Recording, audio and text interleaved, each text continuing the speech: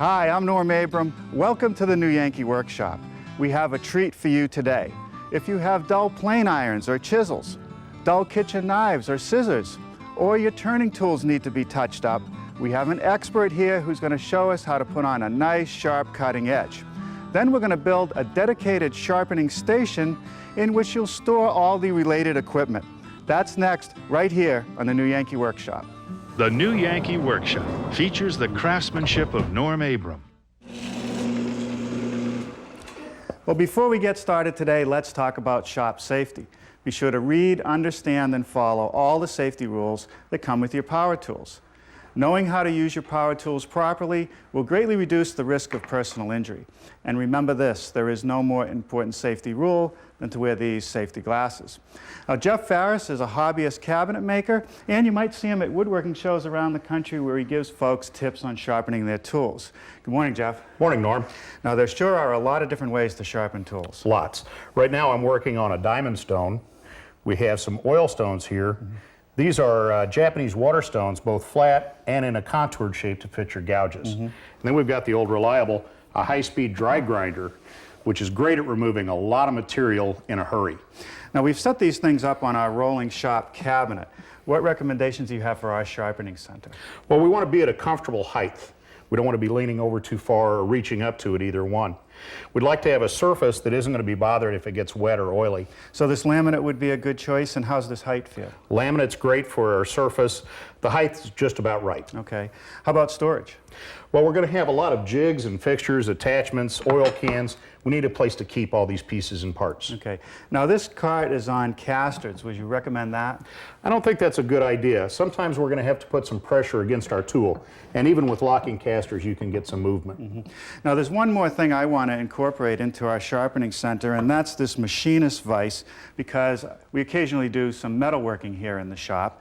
So I'm thinking that about 2 feet square might be just about right. Won't take up too much room in the shop, yet it gives me what I need. I think it'll be perfect at 2 feet. Okay, so what do you recommend for equipment? Well, my problem with this tool is heat. As you present the tool to the dry grinder, it's very difficult not to generate too much heat at the edge of the tool, and then you draw the temper. So let's look at an alternative.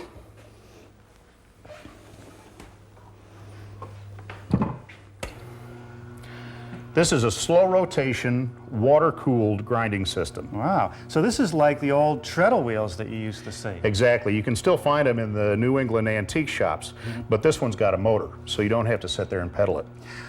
Well, let's see how it works. Let's do that. Have you got a dull chisel around? Well, we try to keep most of them sharp here in the workshop. Well, we do have a problem because all of mine look like that too. Yeah, this one doesn't need any work at all. Well, let's fix that. We'll loan it to the neighbor. And of course, he'll use it for a screwdriver, drop it 7 or 8 times, and then we'll have a problem. No, look what you, oh boy. Well, it certainly needs to be sharpened now. No doubt. Well, let's take a look at how we're going to remove these nicks, reshape the bevel, and get that back to a perfect cutting edge. We'll put it in this holder, lock that down, then we'll slide the tool holder onto the tool support. So it's a jig. It helps you hold the tool. Exactly. We can't lose our angle, either right or left, and the bevel angle is controlled by the height. So how are you going to set that angle? Well, we've got a gauge that will give us the precise angle here. This can set anything between 15 degrees and 75. Of course, on our bench chisels, the standard is 25. We'll set that.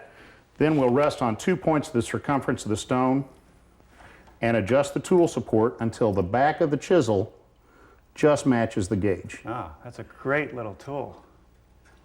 And there's our 25-degree angle. Okay. Now we're ready to start grinding. Are there any tricks to holding the tool? Not much. All we want to do is put a little bit of pressure up on the back of the handle, a little pressure down on the tool itself, and work side to side to keep the wear on the grindstone even. Now, can you put too much pressure on the wheel? Not really. Even if you put enough to pick it up, you simply can't hurt the tool or the grinder. Can I give that a try? Sure.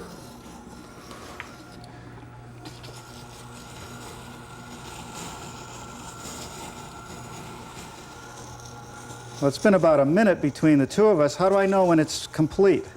take a look, Norm, see if we still have any nicks. Okay, no, I don't see any nicks. Feel on the back side, you should have an even burr all the way across the edge of the tool. That we have. Then we're ready for the next step. And what's that? Well, if we looked at this under a magnifying glass, we'd see a lot of ridges in there.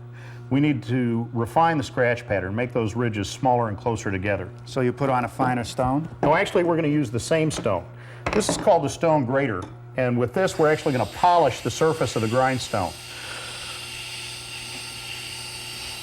Feel that now.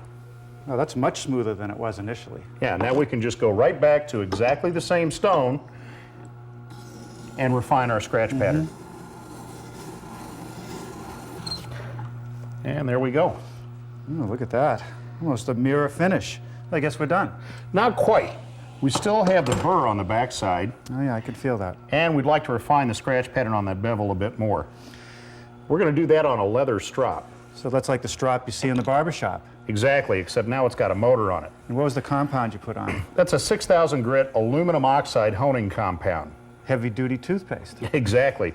Get a real bright smile, but only for a few weeks. We're going to use that to remove the burr, and then we'll polish the bevel. We'll go back and forth from one side to the other 2 or 3 times, and that'll take care of it. Wow, perfect. Nice shine and plenty sharp. Now how about one of my plane irons? Exactly the same setup, same jig, same procedure. Now turning tools seem to be difficult to do. Can you take care of the gouge? Yeah, we can help you with this one. We want to work with the wheel turning away from the cutting edge now. So we're going to come over to this side, put our tool support so that the wheel's turning away from the cutting edge. Then our jig, we'll clamp our gouge up in the jig, match up the bevel angle that we had from before. So here you don't use the gauge, you just match the existing No, we're going to bevel. match the existing bevel. Then the flat surface on the front of the jig is going to keep the angle the same all the way around the sweep of the gouge. Jeff, you're using a different honing wheel for the gouge. Yeah, this one's specially contoured to fit the inside flute of your gouges.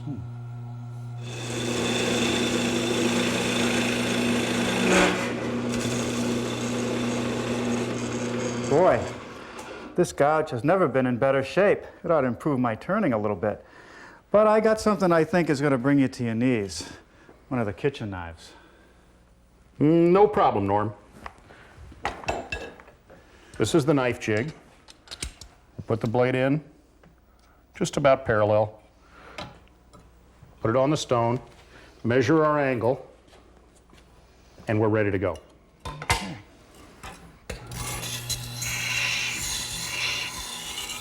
When do I tell them that I have 50 more where this one came from? There we go. Okay. All right.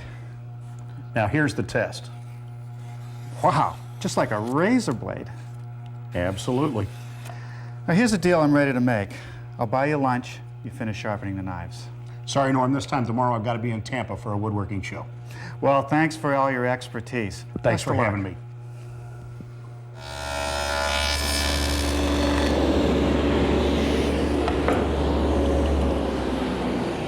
Well, that was an interesting session with Jeff Farris on sharpening. Now, for the last few minutes, I've been working on the parts for the base of our sharpening station. It's all going to be built out of 3/4-inch birch plywood. I've made a rabbet at the top, a rabbet in the middle, and one at the bottom for the fixed shelves. To cover up the plywood edges on the side panels, I'm going to put on some poplar strips that are cut 1/4 inch thick. Could be any wood that you happen to have around the shop. A little bit of glue and some brads will hold them in place. With the edges of the side panels covered, I'm dry fitting the parts together. I've set the shelves in place, and I've carefully cut some panels that are going to go from side to side. They'll be permanently fixed in place. If you'd like to build a version of our sharpening station, a measured drawing will be available with a materials list, and you'll hear more about that before the program ends. Now, between these fixed panels, there'll be some drawers. In order to attach the fixed panels to the sides, I'm going to cut some slots for some biscuits.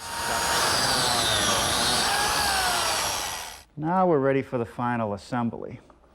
Some glue in the dado. Drop the shelf in. And then I'll secure it by toenailing some brads right through the shelf.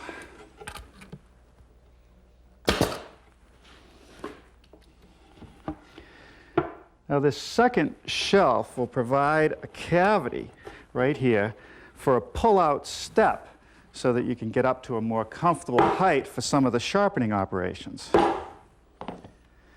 We continue to get email asking about this gluing device.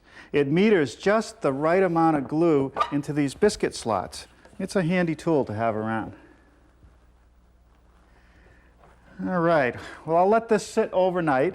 Tomorrow we'll build the drawers, the top, and the pull-out step. In the meantime, I think I'll practice my knife sharpening skills. Well, I would have got a little more done last night before I left, but I spent too much time gathering all the chisels and knives from around the house that will sharpen when the station is finished. Now, I did come in this morning and remove the clamps and sanded all the joints smooth. I've added this top rail, and I've added a piece to cover this plywood edge down here. And I want to start today by building that pull-out step. It's basically going to be an upside-down box made out of more of the 3/4-inch birch plywood. All the joints will be rabbet joints, so I've set up the stacked dado and my sacrificial strip, and I'll just run the pieces through. Now I need a top for that step, and this is where my Yankee thrift kicks in.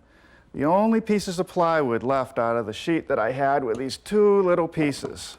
So I'll just glue them together with some biscuits, and you'll never know. Here's the sides of the step, and all I do is put a little bit of glue and secure the joint with some brads. All right, now the top of the step just gets dropped into those rabbets with a little bit of glue. I'll secure it with some brads, sand it up, and install it. Okay, that's great.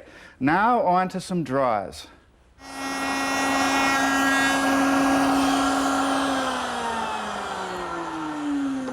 Now I'm starting to work on the drawer connection between the front, which will be 3/4-inch birch, and the sides, which are 1/2-inch plywood. I have a dovetail cut, a sliding dovetail in the drawer front, and then I have a tail formed on the side, which is what I just ran.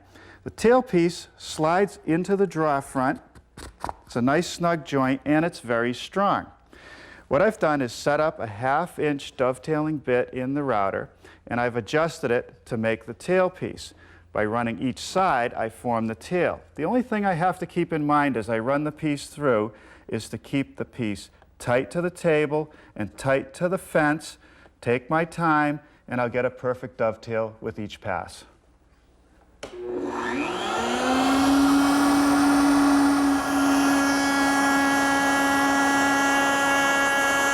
Now I'm going to make that sliding dovetail in the drawer front. I have to push the fence back, and I carefully mark the table when I did the sample, so I know exactly where to set it, which is right there.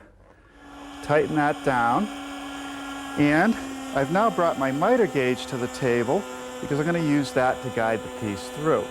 I'll run into the dovetail bit until the back edge of the front comes to this line, and I know that that's where I want to stop it. I see how that stops right at that point? That's exactly what I want. Now, to make the slot at the other end of the drawer front, I have to come around to the other side. Reverse the miter gauge, and then put the piece in. And here it gets a little bit tricky. Because of the rotation of the bit, it's going to want to push the drawer front away from the fence. So I'm going to apply a fair amount of pressure towards the fence and go even slower as I go through to get a nice clean joint.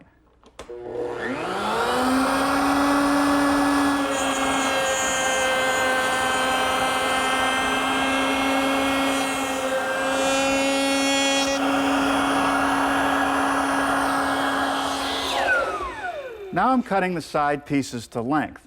The reason I waited till now was that if I ruined one of these dovetails running it through the router, I had plenty of material to do it again.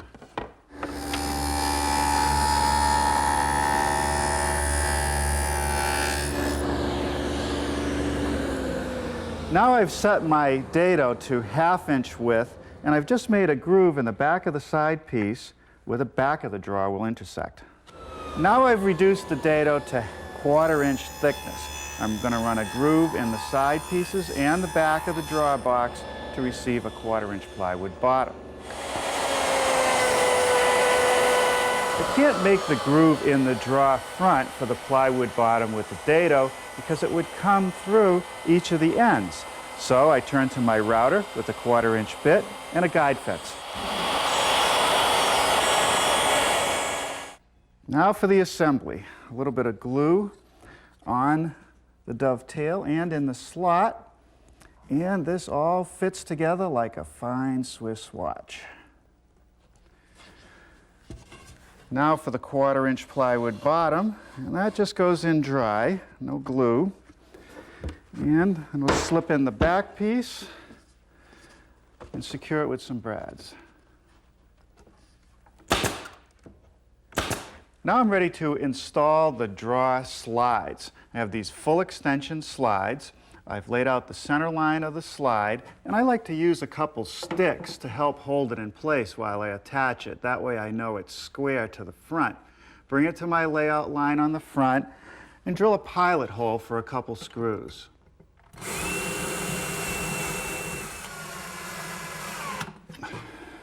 The corresponding piece of the slide gets attached to the side of the drawer. Okay, let's see how this works. You slide them together, push it in. Works great. A little bit of adjustment, 4 more to go. Okay, a couple holes in each drawer front for these wire pulls. But I won't install them now. I'll wait till after I put the finish on the piece. Okay, now I've tipped the cabinet up. You're looking at the underside. I made this little jig out of some hardwood so I could drill a nice straight 3/8 inch diameter hole into the cabinet. Into that will go these T-nuts, and they just get tapped into place. And then through that, I'm going to use these nylon leveling guides. The hole is for the clearance on the bolt. There'll be 2 on each side of the cabinet and 2 on the pull-out step. Now I'm starting to work on the countertop, and these are the elements. A piece of high-density particle board as the substrate. I'm building up the edges with some 3-inch wide pieces to give it some thickness, and on the top we'll laminate this high-pressure laminate. Next I'm going to wrap the perimeter of the top with some hardwood. It can be any hardwood. I happen to have some cherry around the shop.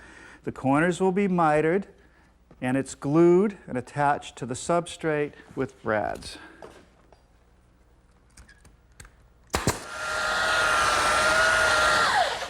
In order to have the laminate stick both to the particle board and to the cherry band, it has to be absolutely flush. So I'll bring it even with the belt sander. With the shop well vented, I'm now applying contact cement to the back side of the laminate. A nice even coat. I just spread it out with a scrap of the laminate. And then I'll put some on the particle board. The particle board may take 2 coats because it'll soak it up so quickly. Well, I'd say this is ready to apply. When it's just tacky and it doesn't come off on your finger, it's all set. Now I've cut this piece way oversized because once this goes down, you will not be able to remove it. So I'll just stick it on the edge, roll it down, and then take my J-roller and start at the center and push out to the edges to remove any air bubbles. To trim the laminate, I'm going to use my router, and I've set up a flush cutting bit. The ball bearing is flush to the cutting edge. The bearing will ride up against the cherry, trimming the laminate flush. Now I've switched to a chamfering bit just to knock off that sharp edge.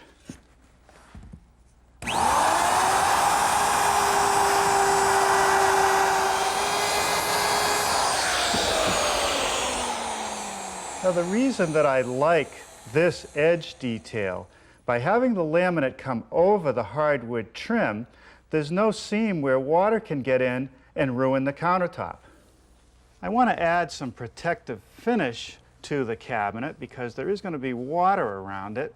So a couple coats of a fast drying gloss polyurethane with a light sanding in between should do the job.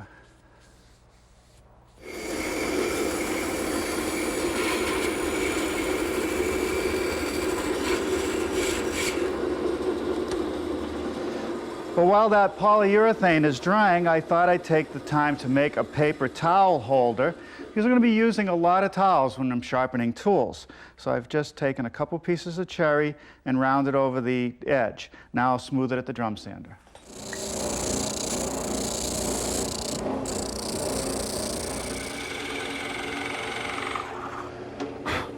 One of the brackets just gets a hole 3/8 of an inch deep. The other bracket will get a couple holes to create a slot into which I'll slide a dowel to hold the paper towels. I'll clean out the space in between with a chisel.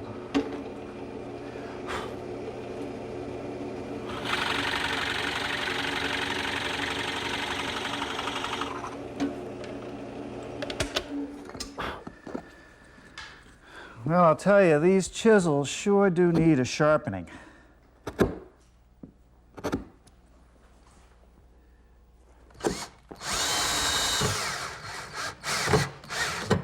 The brackets get attached to the carcass with some screws, driven from the inside. Okay, let's see how that's going to fit. I have a 1-inch dowel for the rod. It's going to be great. Well, now we want to set our vise, so I have to drill some 3/8 inch holes to bolt that down. The vise that we've chosen for our station is a 6.5 inch machinist vise. And even though we don't do a lot of metalworking here in the shop, this is a good stout tool when you have to bend some pieces of metal. Okay, let's see how this station works. I wonder if I can remember all the steps. Now, first I have to grade the stone down to the 220 grit, which will grind a little bit faster.